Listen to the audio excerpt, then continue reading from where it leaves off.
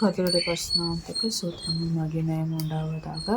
இன்றைய நாளில் கூட தேவன் நாம் தியானிக்கும்படியாக கொடுக்கப்பட்ட நம்பர் பார்த்தோன்னா ஏரோது ராஜா. இவரை பற்றி நம்ம கேள்விப்பட்டிருக்கக்கூடும். இவர் அதிகார வெறி கொண்ட ராஜா, த கிங் ஆஃப் ஹேரோத்.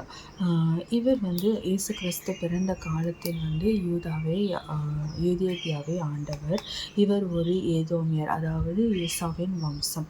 எனவே யூதர்கள் இவரை ஒரு அந்நியனாக பார்த்தனர். இவர் பதவி பித்து, அதாவது தனது அதிகாரத்தை தக்க வைத்து கொள்ள தனது சொந்த மனைவியும் 3 மகன்களையும் கூட கொன்றவராம். ஏரோதின் மகனாக இருப்பதை விட அவனுடைய பன்றியாக இருப்பதே மேலானது என்ற பழமொழி கூட அந்த காலத்தில் இருந்ததாம். ஸோ பார்க்கும்போது இவர் இவ்வளவு ஒரு அதிகார வெறி கொண்டவர்னா, அந்த அதிகாரத்தை தக்க வைத்து கொள்ள தன்னுடைய மனைவியும் 3 மகன்களை கூட கொஞ்சமும் இரக்கம் இல்லாமல் கொன்று போட்டவராம். இவர் பெத்லகேம் கொலை சம்பவம் சாஸ்திரிகள் மூலம் யூதேயருக்கு ராஜாவாக பிறந்தார். அதாவது இந்த ஏசப்பா பிறப்பதற்கு முன்பாக அவரை பற்றி சாஸ்திரிகள் மூலம் தெரிந்து கொண்டு இவர் என்ன பண்ணார்னா, தன் பதவி பறிபோய்விடுமோ என்று ஆபத்து வந்துவிடுமோ என்று அஞ்சி பெத்லகேமில் இருந்த 2 வயதுக்கு மேற்பட்ட எல்லா ஆண் குழந்தைகளையும் கொலை செய்ய உத்தரவு கொடுத்தாராம். மத்தேயு 2:16 இப்படியாக குறிப்பிடப்பட்டுள்ளது. இவர் நம்ம பார்க்கும்போது அந்த காலத்தில் பெத்லகேமில் அவ்வளோ பிரச்சனைகள், இந்த ஏரோது ராஜா பண்ண பிரச்சனைகள், இதன் நிமித்தமாக தான் ஏசப்பாவோட பிறப்பு எவ்வளோ கடினமாக இருந்ததை நம்மளால் பார்க்க முடிகிறது. ஸோ இந்த ஏரோது ராஜா சாஸ்திரியின் மூலமாக இதை கேள்விப்பட்டு எல்லா 2 வயதுக்கு மேற்பட்ட குழந்தைகளை கொல்லும்படியாக இரக்கமின்றி கட்டளை கொடுத்தாராம். இவர் இவர் ஒரு மாபெரும் கலைஞரால் இருந்தாராம். எருசலேம் தேவாலயத்தை மிக பிரம்மாண்டமாக புதுப்பித்து கட்டினவராம். மசாதா கோட்டை, செசரியா பட்டணம் போன்றவற்றை உருவாக்கினாராம். இவர் வேதாகம பாடம் பார்த்தோன்னா, மனிதன் எவ்வளவு பெரிய கோட்டைகளையும் ஆலயங்களையும் கட்டினாலும் தேவனுடைய திட்டத்திற்கு எதிராக நிற்க முடியாது என்பதை இவர் வாழ்க்கை காட்டுகிறது. இவர் எவ்வளோ பெரிய கோட்டைகளும் எவ்வளோ பெரிய ஆலயங்களையும் கட்டி எவ்வளவு சிறந்தவராக, எவ்வளவு திறமை வாய்ந்தவராக இருந்தாலும் தேவனுடைய திட்டத்திற்கு முக்கியமாக இவர் ஏசப்பாவோட பிறப்பு எதிராக இருக்கும்போது இவர் இடத்துல தேவனுடைய கிருபை இருக்காது என்பதை இது காட்டுகிறது. இவர் ஆக்சுவலி நம்மளுக்கு ஏரோது ராஜான்னு பார்க்கும்போது 2 பேர் இருக்கிறாங்க. ஏரோது த கிரேட் ஏரோது ஆன்டிபாஸ், அதாவது மகா ஏரோது மற்றும் ஏரோது அந்திப்பா என்று அர்த்தம். ஸோ இந்த மகா ஏரோது இயேசு கிறிஸ்து பிறப்பின் காலத்தில் அதிகாரியாக இருந்தவர், ஒரு பதவி வெறி கொண்டவர், தன்னோட பதவியை தக்க வைத்து கொள்ள தன்னோட 3 மகன்களையும் மனைவிகளையுமே கொன்று போட்டவர். இவர் அப்போ அந்த காலத்து பழமொழி சொன்ன அளவுக்கு இவருக்கு பிள்ளையா இருப்பதற்கு பன்றியாக இருந்துட்டு போகலாம் என்று கூட பழமொழி சொல்லும் அளவுக்கு இவர் கொடூரமாக இருந்துள்ளார். இயேசு கிறிஸ்துவின் பிறப்பை பற்றி அறிந்து கொண்டு பெத்லகேமில் எல்லா 2 வயதுக்கு மேற்பட்ட குழந்தைகளை கொல்லும்படியாக ஒரு மனசாட்சியற்ற சட்டத்தை போட்டவர். மற்றும் ஒரு கட்டிடக்கலை மிக்கவராக இருந்தாலும் தேவனுடைய பிறப்பிற்கு திட்டத்திற்கு எதிராக இருந்ததனால் இவரிடத்தில் தேவனுடைய கிருபை இல்லை என்றதை காண்பிக்கிறது. ஸோ இப்படியாக இந்த மகா ஏரோது ஒரு மோசமான ஒரு அதிகாரி வெறி கொண்ட ராஜாவாக இருந்ததை பார்க்க முடிகிறது. ஏரோது அந்திப்பா, இவர் அந்த நதி என்று கூறலாம். இவர் மகா ஏரோதின் மகன். இயேசுவின் ஊழிய காலத்தில் கலீலியா பகுதியை ஆண்டவர். இந்த மகா ஏரோது பார்த்தா ஏசப்பா பிறக்கும் போது இருந்தவர். அவருடைய மகனான இந்த அந்திப்பா ஏரோது அந்திப்பா இயேசுப்பாவோட ஊழிய காலத்தில் இருந்தவர். தவறான உறவு, தனது சகோதரன் பிலிப்புவின் மனைவியான ஏரோதியாலை சட்ட விரோதமாக திருமணம் செய்து கொண்டாராம். இதை யோவான் ஞானசகன் தைரியமாக கண்டித்தார். நம்ம யோவான் ஞானசகரை குறித்து பார்க்கும்போது பார்த்தோம், இவரை கண்டித்ததன் நிமித்தமாக தான் அவங்க கோபமுற்று சிறையில் அடைத்து அவரை கொன்றதை பார்க்க முடிகிறது. ஸோ இவன் அப்படியாக தவறான உறவு வைத்து கொண்டது நிமித்தம் யோவான் ஸ்நானகர் இவரை தைரியமாக கண்டித்தார். யோவான் ஸ்நானகன் கொலை. ஸோ அதனால தான் இந்த ஏரோதியாளின் சூழ்ச்சியால் யோவான் யாசகன் தலையை வெட்டி கொலை செய்தார் என்று மத்தேயு 14:1-12 பார்க்கும்போது தெரிவிக்கப்பட்டுள்ளது. இயேசுவின் பார்வை. இயேசு இவரை அந்த நரி என்று அழைத்தவராம். அதாவது லூக்கா 13:32 பார்த்தோன்னா இப்படியாக குறிப்பிடப்பட்டுள்ளது. இவர் அந்த நரி என்று அழைக்கப்பட்டாராம். இயேசுவின் விசாரணையின் போது ஏரோது அவரிடம் ஏதேனும் அற்புதம் செய்வார் என்று எதிர்பார்த்தார். ஆனால் இயேசு அவருக்கு பதில் ஒன்றும் சொல்லவில்லை. லூக்கா 23:8-9 நம்ம பார்க்கும் பொழுது இவர் ஏதோ ஒரு அற்புதத்தை தனக்காக செய்வார் என்று ஏரோது காத்திருந்தாராம். ஆனால் மாறாக இயேசப்பா அவரிடத்தில் ஒரு வார்த்தையை கூட சொல்லாததை பார்க்க முடிகிறது.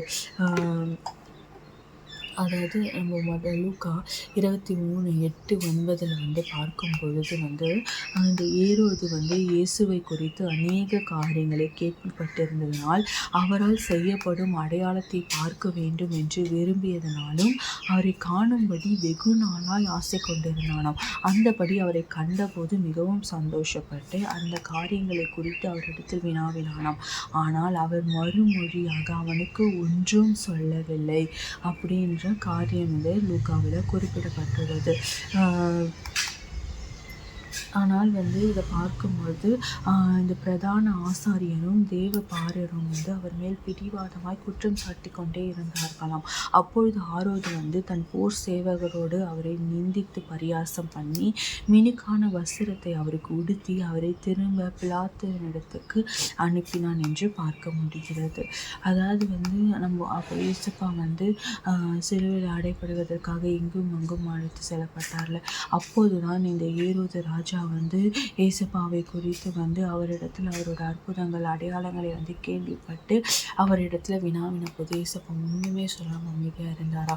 அப்படியாக இவர் தன்னுடைய வேலையாட்களை வைத்து அவரை பரியாசம் பேசி அவ்வினமும் பிலாத்துவினிடத்தில் அனுப்பி வைத்ததாக வேதாகமத்தில் லூக்கா 23:3 படித்து பார்க்கும்போது இன்னும் இதை குறித்து விரிவாக கூறப்பட்டுள்ளது. வேதாகம பாடம் பார்த்தோன்னா மனசாட்சியின் சத்தத்தை யோவான் ஞானஸ்நானகனின் எச்சரிக்கை. புறக்கணிப்பவர்களுக்கு தேவன் மௌனமாகவே இருப்பார் என்பதை இவர் வாழ்க்கை எச்சரிக்கிறது. இவர் மனசாட்சியற்ற காரியங்களை செய்வதனால புறக்கணிப்பவர்களுக்கு தேவன் மௌனமாய் இருப்பார் என்று குறிப்பிடப்பட்டுள்ளது. இவர்களுக்கு இடையே வேறுபாடு நான் சொன்ன பிரகாரமாய் மகா ஏரோது இயேசுவின் பிறப்பை தடுத்தவர். ஏரோது அந்திப்பா இயேசுவின் மரணத்திற்கு முன்னாக விசாரணையில் இருந்தவர். அந்த விசாரணையின் போது தான் இவர் இயேசுப்பாவிடத்தில் அவர் செய்த அற்புதங்கள் அடையாளங்களை குறித்து கேட்டார். ஆனால் அதற்கு இயேசுப்பா ஒன்றுமே பதில் சொல்லாமல் மௌனமாகியிருந்தாராம். அதே நிமித்தம் அவர் இயேசுப்பாவை பரியாசம் பண்ணினார். மினுக்கான வஸ்திரத்தை அவருக்கு உடுத்தினான். அவனை திரும்ப பிலாத்துவிடத்துக்கே அனுப்பினதை பார்க்க முடிகிறது. ஏன்னால் முன்னவே பிலாத்து அதுக்கப்புறம் பிலாத்து நடத்தின காரியங்கள் நமக்கு தெரியும். ஸோ இப்படியாக இந்த ரெண்டு ஏரோதாக புதிய ஏற்பாட்டில் ஒருவர் இயேசுவின் பிறப்பப்போ மகா ஏரோதா, இன்னொருவர் இயேசுப்பாவுடைய மரணத்துக்கு முன்னான விசாரணையில் இருந்தது தான் இந்த ஏரோது அந்திப்பா என்று குறிப்பிடப்படுகிறது. இவர்கள் 2 பேருமே ஒரு நெகட்டிவ் கேரக்டர்ஸ் தான். நம்ம பார்க்கும்போது இந்த 2 பேருமே ஒரு நெகட்டிவாக வாழ்ந்தவங்க தான். ஆனால் இதை குறித்து தேவன் நம்மளிடத்துல என்ன பேசுவார் என்று நம்ம யோசிக்கும்பொழுது பார்த்தோம்னா அந்த நெகட்டிவ் ஒரு இடத்துல எப்படி நல்ல காரியங்களை நம்ம கற்றுக்கொள்கிறோமோ அதே போல் ஒரு கெட்டதையும் நம்ம அதை பண்ணக்கூடாது என்ற ஒரு காரியத்தை நம்ம கற்றுக்கொள்ள வேண்டும் என்று தேவன் குறிப்பிடுகிறார். இவர்களை போல் நம்ம நம்ம பண்ணுவோமா இப்படி பண்ணுவோமா நம்ம யோசிக்கலாம். இவர்களை போல நம்ம பண்ண மாட்டோம். ஆனால் இவர்களுக்கு இருந்த அந்த குணாதிசயங்கள், அதாவது இந்த மகா ஏரோது பார்த்தோன்னா தன் பதவி மீது பொறாமை பற்றுதலாக இருந்தான். தன் பதவிக்காக எதையும் செய்வானாக இருந்தான். ஸோ நம்ம கூட இன்றைக்கி நம்ம வாழ்க்கையில் நிறைய காரியங்களை நம்மளோட பதவிகளுக்காக நம்மளோட பண தேவைகளுக்காக மற்றவர்களை பற்றி கொஞ்சமும் நினைக்காமல் மற்றவர்கள் என்ன நிலைமை காணாலும் பரவாயில்ல என்று அவர்களை அடித்து கீழே தள்ளிவிட்டு நம்ம உயர்வதை நம்மளால் பார்க்க முடிகிறது. அப்படி இருப்பவர்களை குறித்து அவர்களுக்காக நம்ம ஜெபிக்க வேண்டும் என்று தேவன் அறிவுறுத்துகிறார். அந்த மாதிரி செய்கிறவங்க வாழ்க்கையில் தேவன் நிச்சயமாக இருக்க மாட்டார். விட்டார். தவறான உறவு, இந்த ஏரோது அந்திப்பா பார்த்தானா தவறான உறவு, கடவுளுக்கு விரோதமான செயல் செய்தது நிமித்தம் தேவன் அவருடைய வாழ்க்கையில் அதனால் அந்த ஒரு கொலை, யோவான் ஞானசகரையே கொலை செய்திருக்கிறார். அப்போ அதனால் அந்த யோவான் ஞானசகர் அப்போவே ஒரு எச்சரிக்கை விட்டார், இப்படிப்பட்டவர்கள் வாழ்க்கையில் தேவன் மௌனமாக இருப்பார் என்று. தேவன் மௌனமாக இருந்தால் நம்மளோட வாழ்க்கையை குறித்து யோசிச்சு பாருங்க, நம்ம வாழ்க்கை என்ன ஆகும் என்று. அவர் ஒரு நொடி இம்மை பொழுது அவர் நம்மளை பார்க்காம விட்டு மௌனமாக இருந்தாலும் நம்ம வாழ்க்கை நம்ம தள்ளுண்டு போயிடுவோம். அதனால தான் தேவன் அப்படி இருந்து விட்டால் நம்ம வாழ்க்கையே ஒன்றும் இல்லாமல் ஆகிவிடும். இவர்களோட வாழ்க்கை அப்படி தான் இருக்கும் என்று நம்ம பார்க்க முடிகிறது. அதனால தான் தேவன் இன்றையும் நம்மளுக்கு தேவன் இது மூலமாக நம்மளுக்கு கூற வரும் எச்சரிக்கையை நம்ம உணர்ந்து கொள்ள வேண்டும். நம்ம பண ஆசையோ, பொருள் ஆசையோ, பதவி ஆசையோ, இல்லை அவர் கொடுத்த கட்டளையின் பிரகாரம் தவறான உறவோ, மற்ற உறவுகள் மீது கொண்ட இச்சைகளோ நம்ம வாழ்க்கையிலிருந்து விட்டுவிட வேண்டும். இதெல்லாம் நம்ம வாழ்க்கையில் சமாதானத்தை கெடுக்கும். இந்த ஒரு தவறு நம்மளை மேலும் தவறு செய்ய வைக்கும். ஒருவர் இயேசுப்பாவோட பிறப்பையே நிறுத்தணும்னு நினைச்சாரு கடவுளுக்கு விரோதமாக. ஒருத்தர் இயேசுப்பாவோடைய சிலுவை மரணத்திற்கு காரணராக இருந்து விசாரித்தார் என்றெல்லாம் பார்க்க முடிகிறது. ஸோ இவர்களோட வாழ்க்கை அதுக்கப்புறம் எப்படியே இருந்திருக்கு. தேவனுடைய கிருபை இவங்க வாழ்க்கையில் இருந்திருக்காது. ஸோ இன்றைக்கும் கூட நம்ம உலக பிரகாரமாக உலக தேவைக்காக நம்ம வாழ்க்கையை நடத்தி கொண்டு போகணும் என்றால் இம்மைக்குரியதற்காக இது நல்லா இருக்கும். ஆனால் போக போக நம்ம வாழ்க்கை வெறுமையாக்கி போகும். என்ன காரியங்கள் நம்ம இடத்துல இருந்தாலும், எவ்வளவு பெரிய பணம் இருந்தாலும், எவ்வளவு பெரிய பதவி இருந்தாலும், ஒரு கட்டத்தில் நம்ம வாழ்க்கை வெறுமையாக தள்ளிவிடப்படும். அது ஏன் தெரியுமா? தேவன் நம்ம வாழ்க்கையில் மௌனமாக இருப்பது நிமித்தமாக தான் அவர் நம்மளை காண்கிற தேவனாக இல்லாமல் போய்விடும் நேரத்தில் தான் அவர் கண்களிலிருந்து நம்ம இமைப்பொழுது மறைக்கப்பட்டாலே எவ்வளோ பிரச்சனை நமக்கு வரும். நம்மளோட வேத வாக்கியமே பொறுத்தல, இமைப்பொழுது உன்னை கைவிட்டேன், நானும் அனாதி ஸ்நேகத்தால் என்னை சேர்த்து கொள்வேன். அந்த இமைப்பொழுது கைவிடுதலுக்கு நம்ம எவ்வளோ பிரச்சனைகளை ஃபேஸ் பண்ணோம் நமக்கு தெரியாது. அதனால தான் தேவன் நம்மை அனாதி ஸ்நேகத்தால் சேர்த்து கொள்வேன் என்று சொல்வார். ஆனால் தேவன் முற்றிலுமாய் நம்மளை விட்டு முற்றிலுமாய் அவரை மறைத்து கொண்டு முற்றிலுமாய் நம்மளை காணாதவராய், நம்மளை கேளாதவராய் இருந்து விட்டால் நம்ம வாழ்க்கை வெறுமைக்குள்ளாக தள்ளப்படும். ஒன்றுமே இல்லாமல் போய்விடும். எல்லாம் இருந்தும் ஒன்றும் இல்லாதவர்களாக இருப்போம் என்று வேதாகமத்தில் குறிப்பிடப்படுகிறது. ஸோ தேவனுடைய கிருபை நம்ம வாழ்க்கையில் எவ்வளவு முக்கியமோ அதன் பிரகாரம் அந்த கிருபை நம்மளிடத்தில் தங்கி இருக்க வேண்டும் என்றால் நம்ம காரியங்களை நம்மளை நாம் கவனமாய் பார்த்து கொள்ள வேண்டும். நம்ம கடவுள் நம்ம வாழ்க்கையில் ஒரு எச்சரிப்பை தரும்போது அதை பற்றி கொண்டு அவர் ஆலோசனை பிரகாரம் நடக்க வேண்டும்.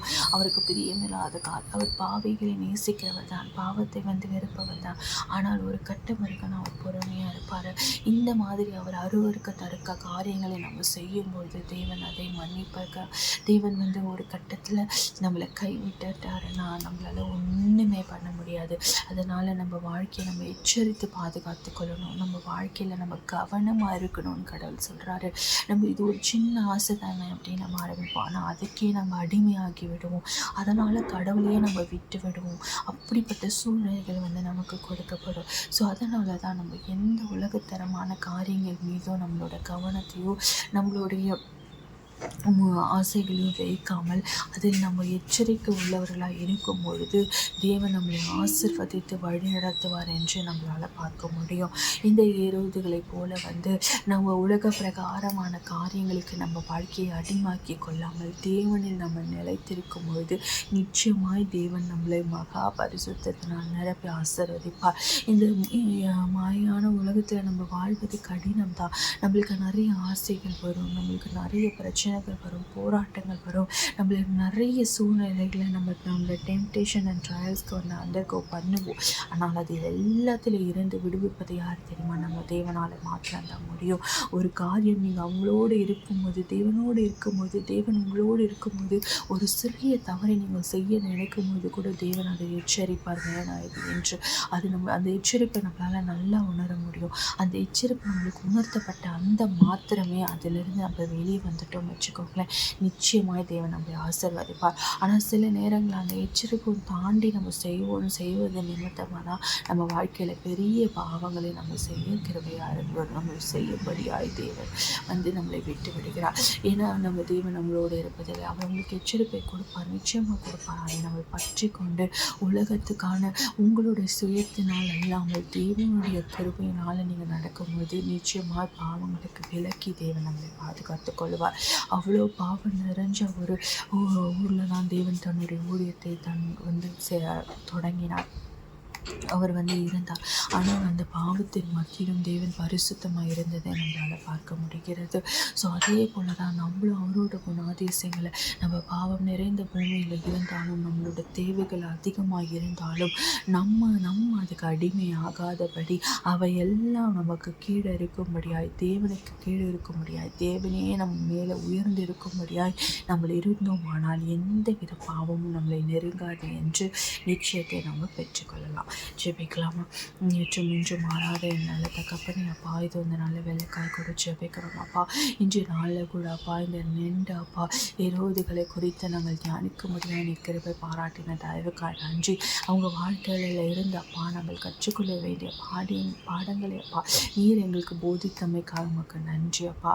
அவர்களை போல அப்பா நாங்கள் உலகத்தின் மாயைகளுக்கு எங்களை ஒப்பு கொடுத்து அப்பா ராஜா அப்பா பண ஆசையிலும் பதவி ஆசையிலும் பொருள் ஆசைகளிலும் அப்பா மற்றவர்கள் பொருள் மீது இச்சை கொள்வதிலும் அப்பா தவறான உறவுகளை வைத்துக் கொள்வதிலும் இருந்து நாங்கள் மன்னிக்கப்பட்டு நாங்கள் பாவ மன்னிப்பை பெற்று ராஜா அப்படி இப்படி வரைக்கும் இருந்திருப்போம். ஆனால் இந்த நொடி அப்பா எங்களை மன்னியும் என்று கேட்கிற ஒவ்வொருத்தரையும் கூட அப்பா இயேசுவின் நாமத்தினாலே நீர் அவர்களை மன்னித்து அவர்கள் பாவங்களை போக்கி என் தேவன் இந்த நிமிடமே அவங்க இருதயங்களை நீர் புதுப்பித்து ரட்சித்து கொடுக்கும்படியாய் எங்களுக்கு என்று மன்றாடுகிறோம் அப்பா.